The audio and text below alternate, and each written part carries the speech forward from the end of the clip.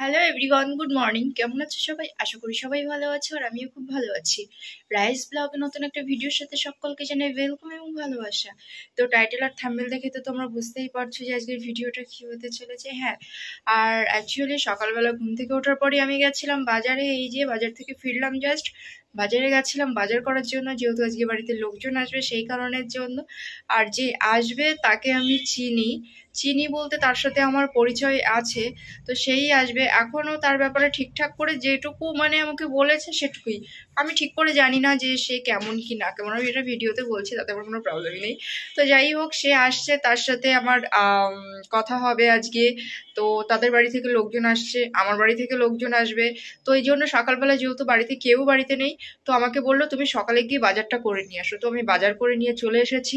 এত সকালবেলা বাজার করে নিয়ে চলে এসেছি, তো সকালবেলা আমি সাজুগুজু করে নিয়েছি। তো যাই হোক, এখনো সকাল থেকে চা খাইনি, আর এখন যাবো আমি চা খেতে। তো চাটা খাই, তো তারপর তোমরা পুরো ভিডিওটা দেখতে থাকো কি হয় কি না হয়।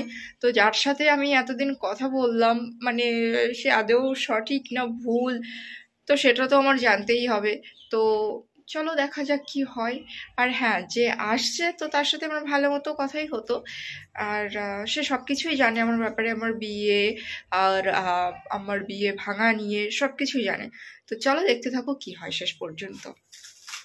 তো যখন আমি এর সাথে কথা বলতাম অ্যাজ এ ফ্রেন্ড হিসেবেই কথা বলতাম, তাছাড়া কিছু না। তোমরা ভাবতে পারো কি যে হ্যাঁ এর সাথে আমি রিলেশনে ছিলাম, এসব কিছুই না। তো হঠাৎ করে যে ও আমাকে বিয়ের প্রস্তাবটা দিল। তো এখনো যেহেতু আমি ওকে ঠিক করে চিনি না, জানি না, এই হিসাবে আমি তোমাদের বলতে পারবো না যে আমি ওকে বিয়ে করছি কি করছি না। কিন্তু হ্যাঁ, ও আমার খুব ভালো বন্ধু। ওকে আমি অনেক কিছু শেয়ার করেছি। প্রথম তার সাথে আমার একটা সাইটে কথা হয়, দেন তারপর হোয়াটসঅ্যাপ, এখন আমার বাড়িতে আসছে। তো যাই হোক, সাইটে তো আমি একদমই বিশ্বাস করি না, কারণ আমি সামনে থেকে মানুষ দেখে ঠকেছি।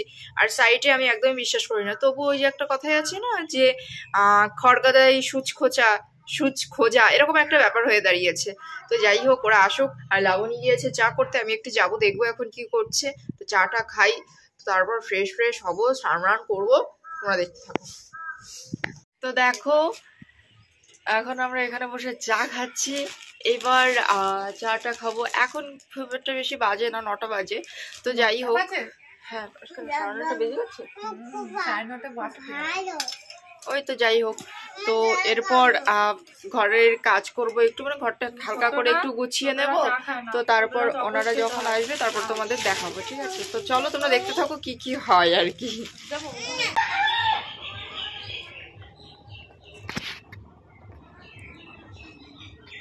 দেখো, স্নান সেরে চলে এসেছি, আর এখন তোমাদের দেখাবো ঘরটা গুছিয়ে নিয়েছি একটু স্নান করার আগে।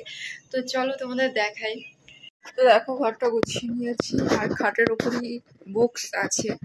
তো যাই হোক, ঘরটা প্রচুর নোংরা ছিল, মানে এলোমেলো ছিল। নোংরা ঠিক না, এলোমেলো মানে কলকাতা গেছিলাম, কলকাতা থেকে ফিরে সব ব্যাগপত্র ট্রলিগুলো সব এখান দিয়ে ছড়ানো ছিল, সব পরিষ্কার করে নিয়েছি। এখন ঘরটা দেখো এখন কতটা হালকা লাগছে। তো যাই হোক, এখন ওই ব্ল্যাঙ্কেটটা আমি ওখানেই রেখেছি, তার কারণ হচ্ছে মানে রাখার জায়গা খুঁজে পাচ্ছি না। ব্ল্যাঙ্কেটটা একটু পরে ভাঁজ করে আমি ওখানে সুন্দর করে রেখে দেবো। ও সকালবেলায় চা খেয়েছি, এখনো ভাত খাইনি, এখন ভাত খাবো। ভাতটা খেয়ে নিই আগে থেকে, কারণ এখন ভাত না খেলে পরে আর খেতে পারবো না, এই জন্য। চলো দেখতে থাকো। তো দেখো, খেতে বসে গেছে। আলুর তরকারি, লাউয়ের তরকারি, টমেটোর টক, শিম আলুর তরকারি, শাক ভাজা, ওগুলো আমরা খাই না।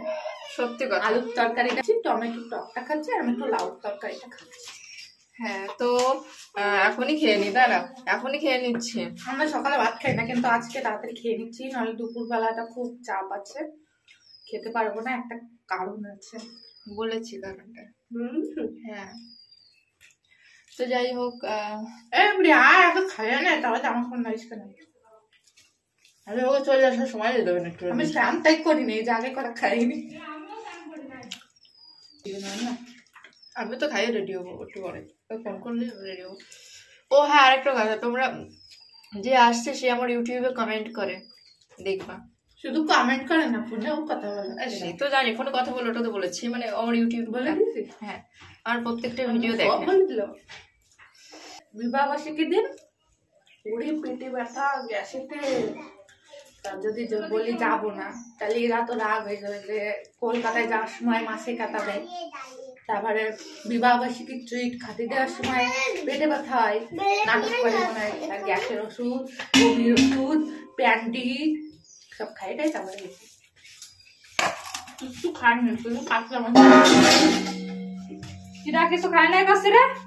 এ খাসির মাংস ধারেছে এক পিস ডক মারতেছে তোমাকে গায়ে, তো ওরা বিশ্বাস করে না কেন? না না, সে শুধু এক পিস গ্রেভি মিনাবি নেই, মানে এক পিস মাংস কিছু খায় নাই, ভাত খাইছে, ডাল খাইছে, যেটা কাছে রে কিছু খায় নাই। ডাল ফ্রাই, ওই না হলে তো আরো বেশি খেতাম।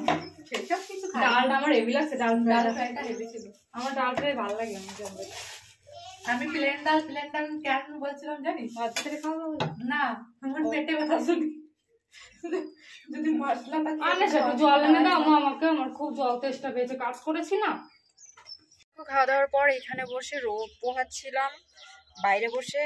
আর এখন যাব আমি রেডি হতে, কারণ ওনারা প্রায় চলে এসছেন। আমরা এখন যাব, মানে ওনারা প্রায় চলে এসছেন, এই জন্য আমি রেডি হতে। তো চলো, আর আজকে অবভিয়াসলি আমি শাড়ি পরবো, কারণ এটা আমার বাড়ির নিয়ম। তো যাই হোক, চলো তোমরা দেখে দেখো কেমন একটু দেখো। ওনারা এসে এখানে বসবেন আর আমি ঢুকবো এই ঘরটায়। তো এই যে দেখো, সোপিয়া আমাকে শাড়ি বের করে দিয়েছে, বললো এই শাড়িটা পর তুই। তো এখন আমি রেডি হব, দেন তারপর শাড়ি পরছি। তো চলো আমি একটু হালকা সাজুগুজু করে নিই, তোমরা একটু দেখো। তো দেখো আমি সাজুগুজু করতে বসে গেছি, বেশি সাজবো না, হালকাই সাজবো। তো দেখো এই যে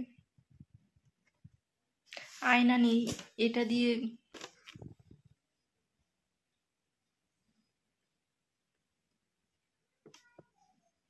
দিয়েই দেখছি।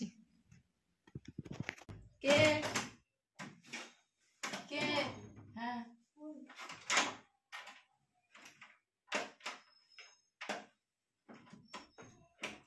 দেখতে দিয়া শুতে চাওয়ান হচ্ছে, বসতে দিয়ে আসলাম। তুই আমি দেখিস নি না ভিডিও এই করো, এই ভালোই দেখতে রায়, ভালো দেখতে। তুই এই জায়গাটাই বিয়ে করে নিস। মানে ফোনে যেরকম দেখতাম সেরকমই। হ্যাঁ, ওরকমই তো লাগতেছে। তুই ফোনে কিরকম দেখতে তা আমি কেমন জানতাম, তো অরিজিনালি ভালো তো লাগতো, তো খুব সুন্দর লাগছে। ফোনে তুই কেমন দেখতে, খারাপ না ভালো তা আমি কেমন জানতাম। আমার কি দেখাইছিস একদিনও? তো এটা আমার ফাইনাল লুক। এখন আমি যাচ্ছি, শুনলাম নাকি, মানে কি বলবো, আদিত্যকে নাকি সত্যি সুন্দর দেখতে। আমি এখনো দেখিনি, আমি অনেকবার চেষ্টা করছিলাম দরজার ফাঁক দিয়ে দেখবো, বাট হয়নি। তো যাই হোক, এখন আমি যাবো। একটু ভয় ভয় লাগছে, নার্ভাস লাগছে। তার একটাই কারণ এতদিন ওর সঙ্গে আমি ফোনে কথা বলেছি, চ্যাটে কথা বলেছি, সামনে কথা বলিনি। তো আমার মনে হয় কি, বাড়িতে দেখাশোনার আগে পার্সোনালি মিট করে নেওয়া ভালো, এই ভয়টা থাকে না। তো প্রচুর নার্ভাস লাগছে, সিরিয়াসলি। জানি না কি ঝামেলাটা আসলে ভালো না, চিটিং। সেটাই তো বুঝতে পারতেছি। কত সুন্দর দেখতে, সেমনটা রপট করে বিয়ে করতে চলে আসলো। আর না, ওই রকম হয়ে গেছে, ধান গাদায় সুচ খোঁজার মতন। ওর মা আসছে। তাই তো ভাবছি, মারে নিয়ে চলিয়েছে পট করে, শীত করছে রে। চলো দেখতে থাকো। আমার আর বাইরে আমার তাই মশাই, মাইমা সবাই আছেন, আমার বাবাও আছেন। তো জানি না কি হবে। ভিডিও করবো, সুযোগ পেলে করবি, আর নাহলে ওই ওনাদের সামনে তারা খাওয়ার মধ্যে যেন করিস না। তো বন্ধুরা, এতক্ষণ আমি মানে ওখানেই ছিলাম, অনেক কথা বলেছে আমার সাথে। তো আমি মানে কি বলবো, আমার কথা বলতে পারছি না, এত নার্ভাস হয়ে গেছি। আদিত্যের মা আমাকে পার্সোনালি ডেকেছে, মানে উনি আমার সাথে পার্সোনালি কথা বলতে চাই, এই জন্য আমি লাবণীর ঘরে এসেছি। তো আমি জানি না কি বলবে, পাস্ট নিয়ে যদি কিছু জিজ্ঞেস করে কিছু বলে, তো এটা নিয়েই ভয় পাচ্ছি। তো চলো দেখতে থাকো কি হয়।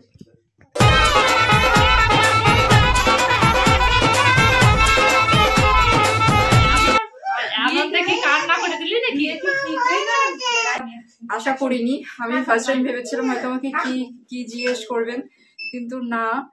আর আরেকটা কথা, আমি এখন যাচ্ছি আদিত্যের সঙ্গে কথা বলতে। চলো দেখতে থাকো। আমার সাথে কিরা যাবি?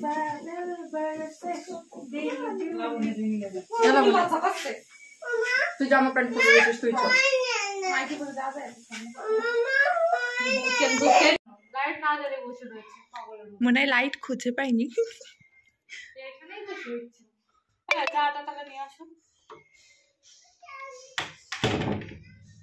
গাইস কত সময় হয়ে গেছে তোমরা ভাবতে পারবে না।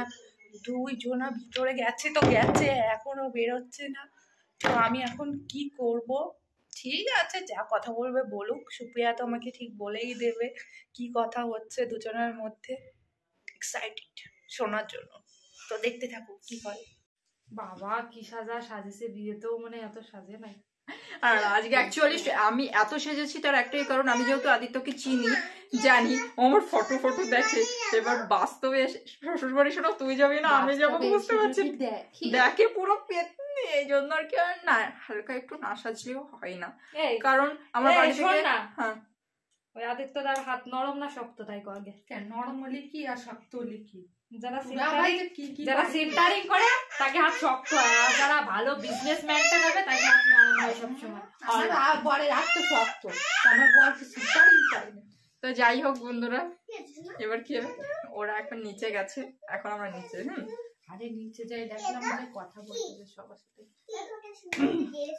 শাক বাজাও, উলু দাও, খুশিতে ওড়ো, প্রদীপ জ্বালিয়ে বরণ করো, তোমায় তুলে নিয়ে যাব যখন ভালোবেসেছি, 7 পাকে বেঁধে নিয়ে যেতে এসেছি, তোমায় তুলে নিয়ে যাব।